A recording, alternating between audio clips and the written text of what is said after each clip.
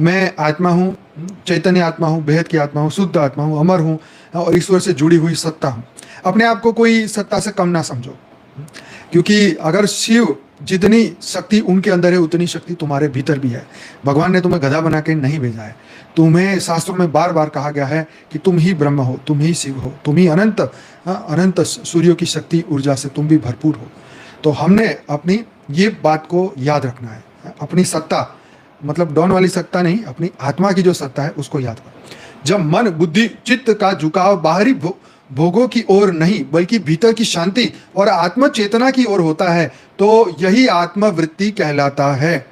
इस लाइन को फिर से बोलूंगा, फिर से याद रखना, दिमाग में अच्छी तरह इसको डाल देना। क्या?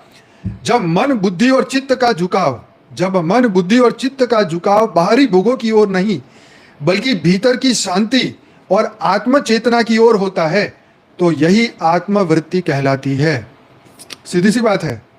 न काम है, न क्रोध है, न लोभ है, न मोह है, न अहंकार है, न वैर द्वेष वासना चित्त, ये सब कुछ मैं नहीं हूं, यही जानना है।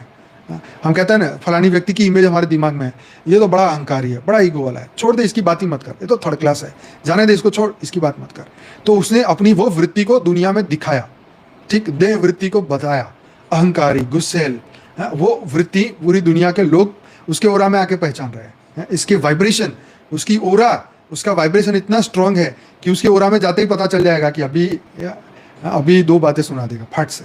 तो ऐसे ही अभी आत्मवृत्ति की ओर, भीतर की शांति और आत्म चेतना की ओर पूरा फोकस लगाना।